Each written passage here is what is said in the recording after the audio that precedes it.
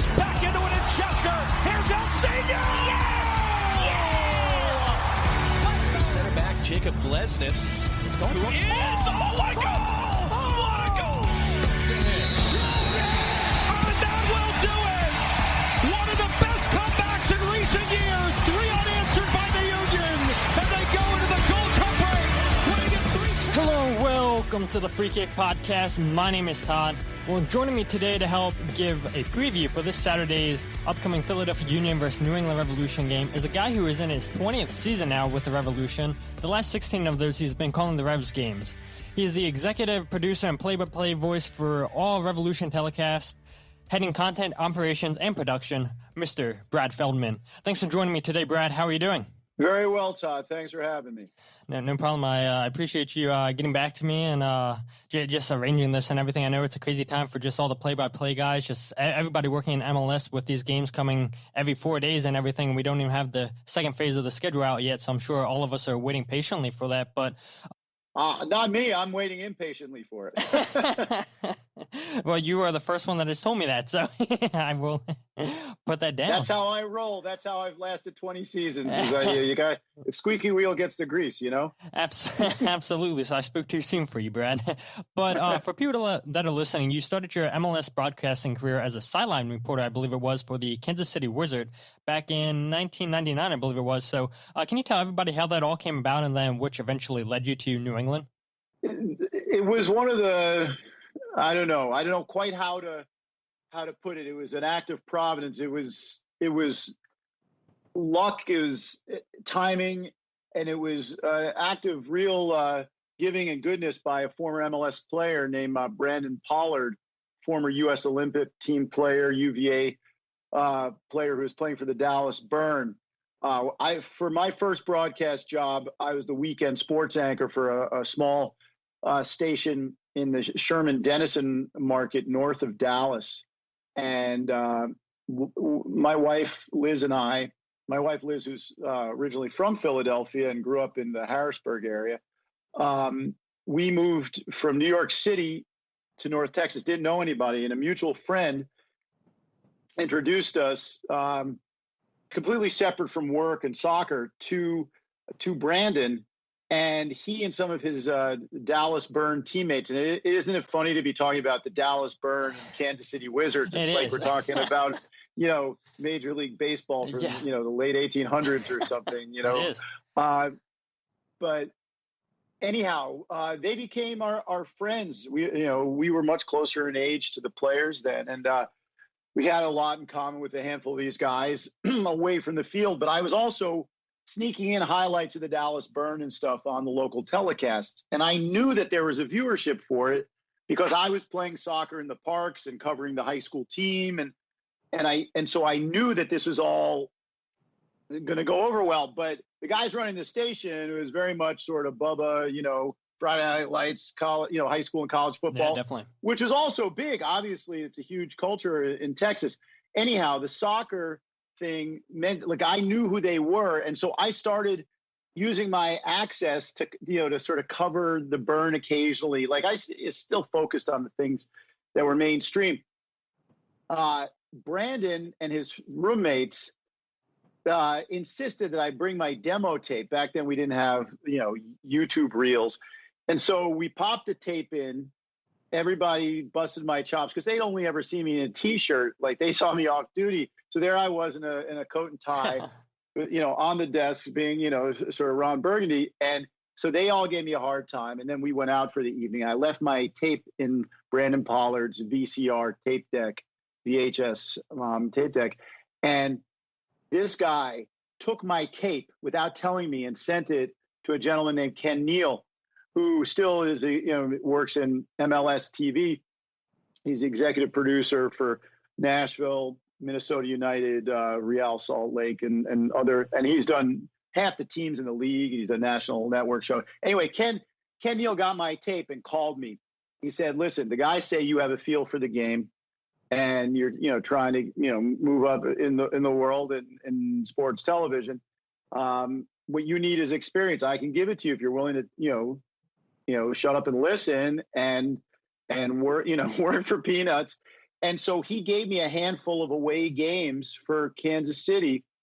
The first couple were in the Cotton Bowl, then a couple up in the Northeast when I was back home. I'm from the Boston area, so I did one at Giant Stadium. I think one in, at the old Foxborough Stadium, New England. And it was really just a handful of games while I was still working as the weekend sports anchor.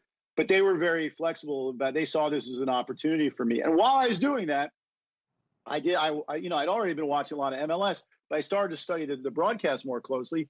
And it occurred to me that there might be more opportunities there. So I really started dedicating myself to learning how to do play-by-play. And, I kept in touch with the team PR directors and the other broadcasters I met, started to develop a network, showed up at MLS Cup 2000 with my demo CD, started stalking the GMs and team presidents. That's awesome.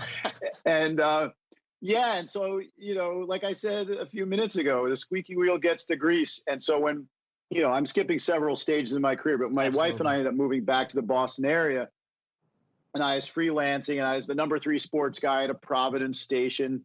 The Revs gave me the opportunity first to be sort of a fill-in internet host with Adrian Healy.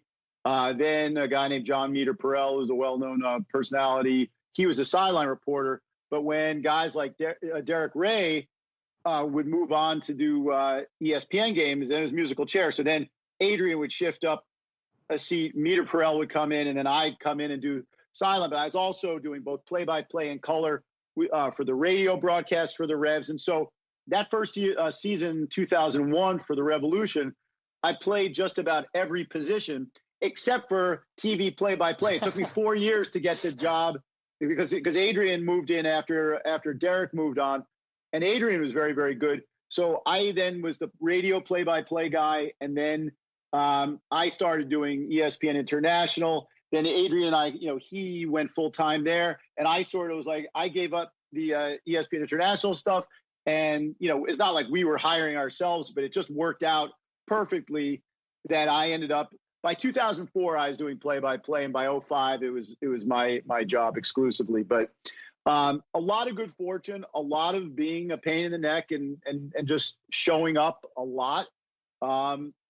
Looking back, I didn't realize, I didn't know what I didn't know back then. But you got to have at least enough humility to try to improve and listen to yourself and take your lumps. And for me, it's an honor and a thrill. I can't say it too many times. I'm, New England born and raised, other than a few years in Baltimore, when I was 8-9 years old. Boston sports fan, huge soccer fan, and so the combination of being able to be a part of the Boston sports scene and also helping the sport I love to grow, hopefully I can help. It's definitely growing. And so like it's been like that's a long-winded way of telling an even longer story. But I feel really fortunate to be able to do what I do. I love what I do.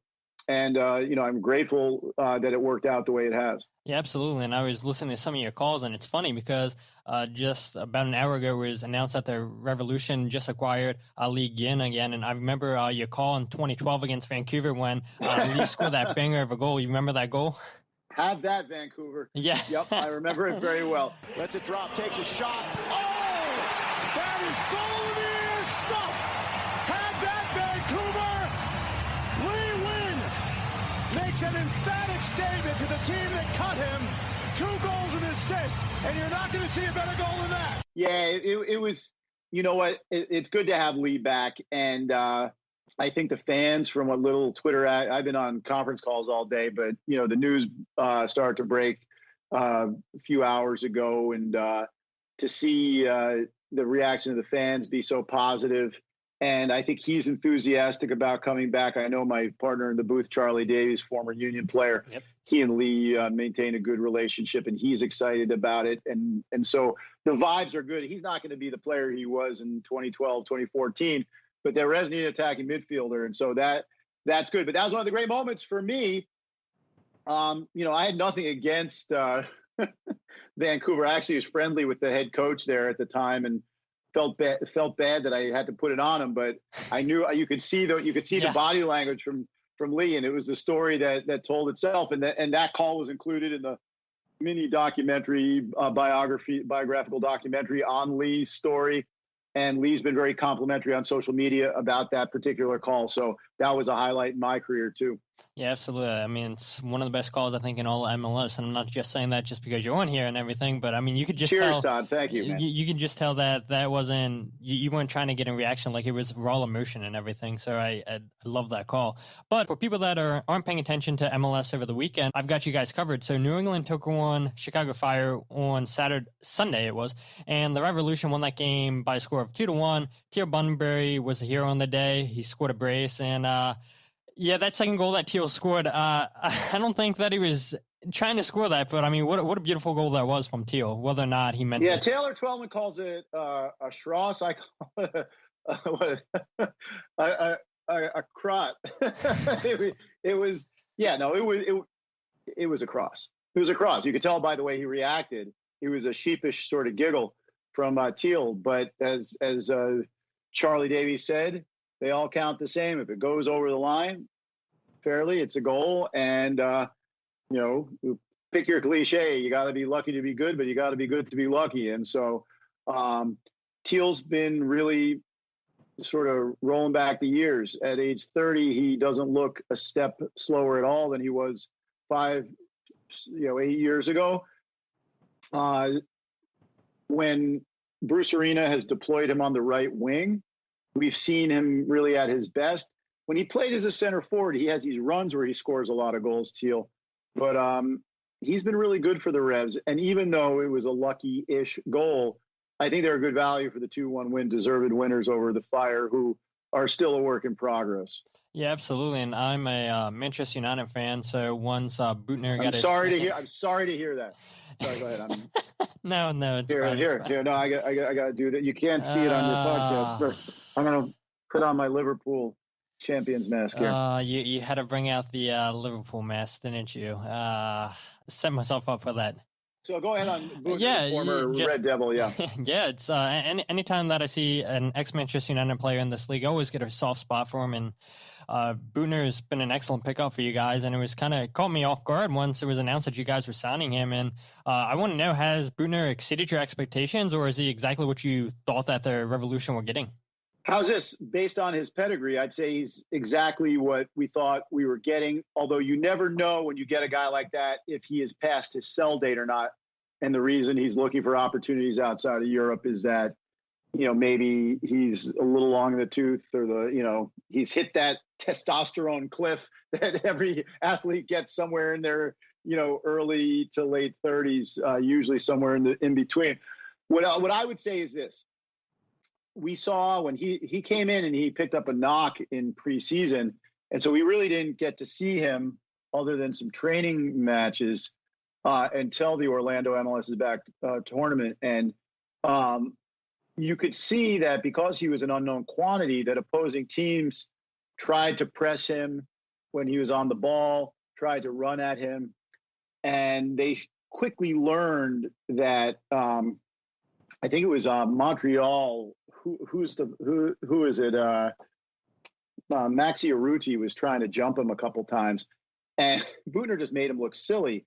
And Urruti looked over at the sideline, kind of like, "You told me this guy is not good. I'm not going to chase him anymore. He's going to make me look bad." And the only thing I would say is that he didn't get the start 2 games ago against NYC. Because I think with you talked about the fixture congestion, playing every 4 or 5 nights, it may be that Büttner is not a guy who can go Saturday, Wednesday, Sunday, Wednesday, Saturday, Wednesday. He looks older at 31 than Bunbury's looking at 30. Let's put it that way. He is literally, but also it seems like, his, energy rating goes from 100 down to 70 quicker than some younger players, but that it then once restored, he can keep up with anybody. He's a smart defender. He gives just the right amount of space. I've only seen him beaten really badly once. He doesn't give the ball away. He's a great crosser of the ball.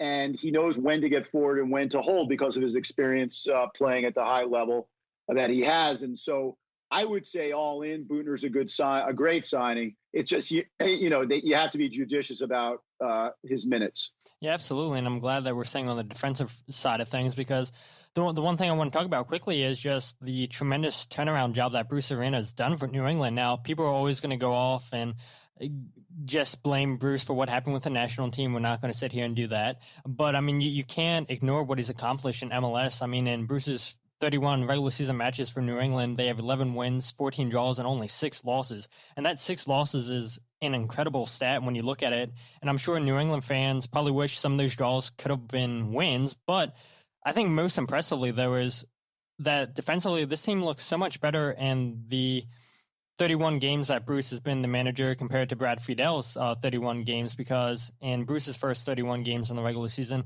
the Revs have only given up 1.2 goals per game, while you look at Brad's last 31 games, they've conceded 2.1 goals per game, and it's been tremendous. So I want to know just how's Bruce been able to turn around this defense in such a short amount of time? I think it's just getting buy-in from the players in terms of their positioning, their timing. I think, look at Brandon Bye. Brandon Bye was really a converted right fullback. He played in a much more advanced position in college at Western Michigan, where he was, a right-sided attacking player. But he's got the physique and the speed and the soccer brain to be a very good right fullback. But when Brad Friedel was there, it felt like they hadn't gotten through to him, even if they were trying to, as to when to go and when not to go. And I don't mean just like a rating run forward where you overlap, put in a cross, and you leave a hole at the back. There were a couple of big goals that the Revs gave up in 2019, early in the year, where Brandon Bye was just a step or two too far up. And a good playmaker for the opposing team, if the Revs lost the ball in a bad area, could exploit that by playing it in behind. It's just little adjustments like that where it seems like Brandon Bye's getting forward as much as ever, if not more, but he's also not getting caught out of position the way he had been. So that's just one example of something that I've really noticed. That used to be a soft spot for the Revs. Not that Brandon Bye can't defend one-on-one. He's very good at that. But he was caught slightly out of position. Good teams recognized it, and the Revs were conceding goals or at least big chances as a result of it. That's not happening as much. They also have drafted this superb rookie who's really bolstered the defense this year, Henry Kessler out of University of Virginia, 6'4", good feet, can pass the ball, good stand-up one-on-one defender, but also positionally is so sound that he very rarely has to make a big tackle. It's been really important with, the Revs have depth at center back, but some of the veteran central defenders, Michael Mancian and Tony De La Mea, have both experienced sort of like nagging, recurring minor injuries. And Andrew Farrell's been good, except he had a big hiccup in the game against NYCFC. He didn't even start last game as a result. And so Kessler might be their best defender. So you have Büttner and Bye at the fullback positions. You have a top shelf goalkeeper in Matt Turner. The one unsettled position for the Revs because of injuries and trades has been not the one, but a major unsettled position has been the number 6 until they trade for Matt Polster. But now Polster, he's been good in every game but one. So it's really a team defensive effort, and I think that Bruce Arena has coached that very well. And I'd also remind your younger listeners that Bruce Arena is a lot more than just the guy who was the head coach when the U.S. didn't qualify in 2017. Certainly the Trinidad loss was a blot on U.S. soccer's copybook. And, he was the coach, and so he's got to take that. But people my age remember him coaching them to the quarterfinals of the World Cup in 2002, and not a terrible showing in 2006, although based on the expectations from the previous cycle, it was considered a little bit of a disappointment. But that was a very good. Those are both very good World Cup teams. He, has more MLS Cups to his name than anyone. Second winningest coach in MLS, and he didn't suddenly become a bad coach because of a couple of bad results. It was the Jurgen Klinsmann cycle that put him in the position, where they needed that Trinidad win. So I know you didn't want to go down that road, and I don't want to be the Bruce Arena apologist because I was as frustrated as anyone that U.S. didn't make the World Cup.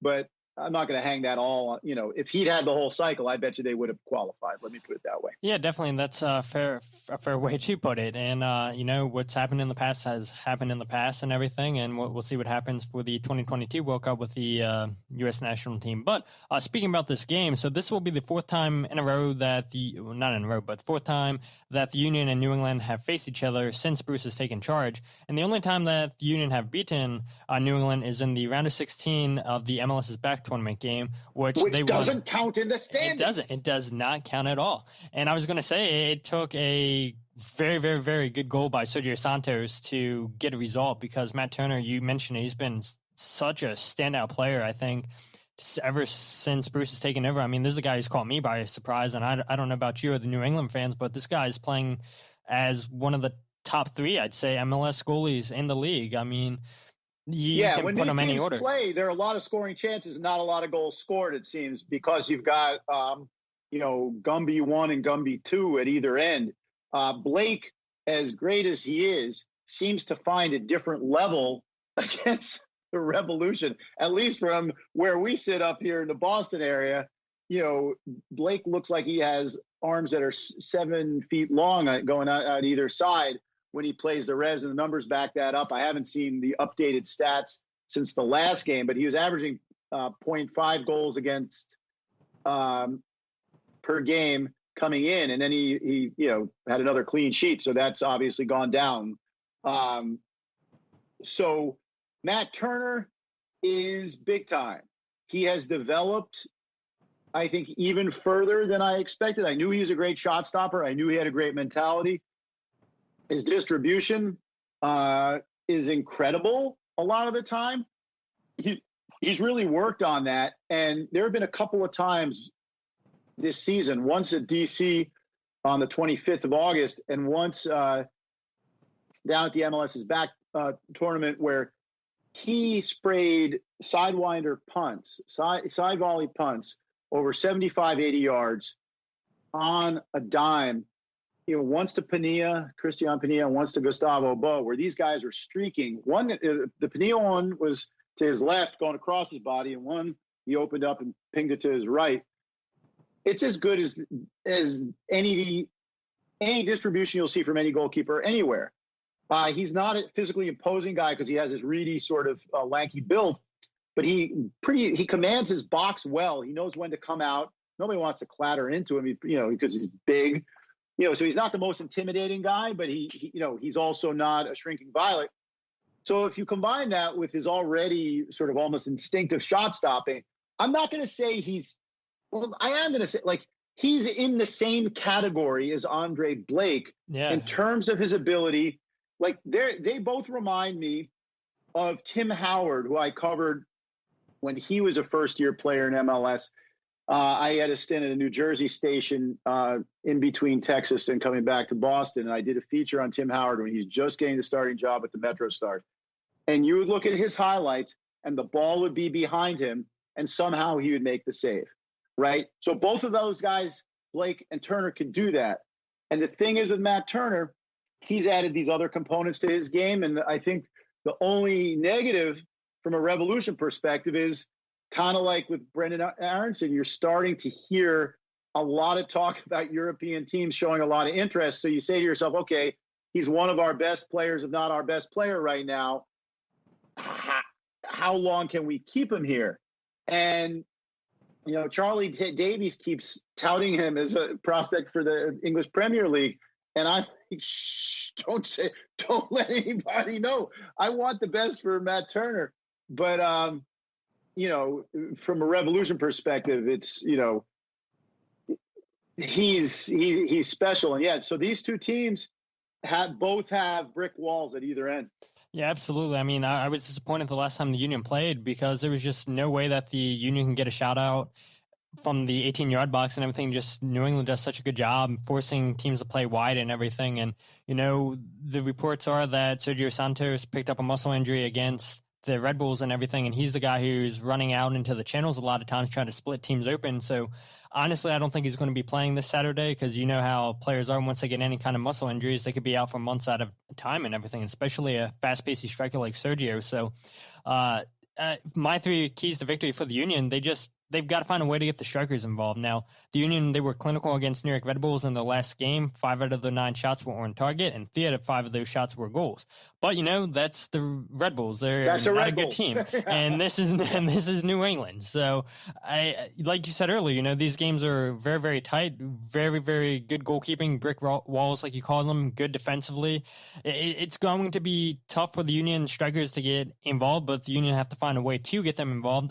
Number 2, you got to keep Gustavo Bou contained. The Union, they did a good job in containing him last time out, in my opinion. They stole the ball off of him 5 times, but we do know he's really, really good on the ball, and he only needs one chance to Busca or whoever, and it could cost the Union. So we know Bou is also good at set pieces, and we saw him test Andre Blake down in Orlando on, I believe, one set piece from the left side of the field and everything. Blake made a good save, but the Union, they've got to be wary about where they're fouling outside of the box. And then number 3, they needed something special to beat Matt Turner, because this is going to be the player of the game. I mean, we've talked so much about Matt Turner. The last 2 games the Union and the New England Revolution have played, he's made 9 saves. And I mean, what more can we say about Matt Turner than we've already said? This is going to be a very, very defensive game, but I think it's going to be a game that is going to be enjoyable and everything. I won't put you on the spot and ask you for a score prediction and everything. I'll say 1-0. I honestly believe it, but I wouldn't be surprised if it's 1-1. It's not going to be 1-1. So 1-1 sounds right to me. How's that? Yeah, that's fine. Here's the difference. I think everything you say is right in terms of the keys.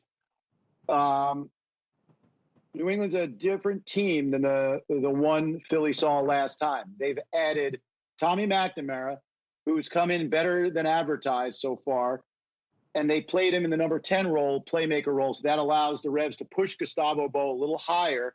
That's bad news. As good as the Philly central defenders are, and I rate them highly, that creates a different element. And then it's possible that Lee Nguyen could be available off the bench. So there you've got 2 playmaking options that allow Arena now push the speedy Christian Pania out to the wing. So I think that the Revolution attack will have a little bit more thrust than they did when these teams played a couple weeks ago. Yeah, that's fair. I mean, we both agree that it's not going to be a high-scoring game. So anybody that's listening that think that the Union are going to come in here and destroy New England, it's not going to happen. This is not Brad Friedel coaching the team, so it's going to be a low-scoring affair and everything. But thank you so much, Brad, for spending some time with me today to preview this game, and good luck on the call this Saturday. Hey, Todd, it was fun. Thanks for having me on. Talk to you again soon. All right, you take care now. So I want to thank Brad Feldman for coming onto the podcast today, spending some time. Like we said, this is a crazy time for just anybody involved in MLS with games coming every 4 days and everything. So getting prepared and just scouting the teams in advance and everything. So I was fortunate that Brad was able to schedule some time with us, give us some insight into this New England Revolution team and everything. And like we said, this isn't going to be a high-scoring game and everything, even though, I do believe that it's going to be a Union victory, but Brad thinks it's going to be a draw, but we'll see what happens. It's just not going to be a blowout like we saw the last time New England came into Subaru Park, which the Union won 6-1. And if you guys aren't following Brad on Twitter, go ahead and follow him at Brad Feldman _. Really, really simple, and I appreciate Brad for just spending around 30 minutes with us and just giving us a whole bunch of insights. And you guys got a lot of throwbacks to MLS 1.0 teams and everything. And yeah, hopefully, we can have more of this, just broadcasters, play-by-play guys for different teams come on and everything, give their insight and everything. But thanks again to Brad Feldman. And if you guys aren't following the podcast on Twitter, Instagram, and Facebook, follow at Free Kick Pod. Check out the website, thefreekick.com. Go ahead and follow the podcast where we get it from the Free Kick Podcast, Todd Lewis. And again, this is going to be a great game against New England and everything. I appreciate Brad for coming on. But until then, my name is Todd, and this is the Free Kick Podcast.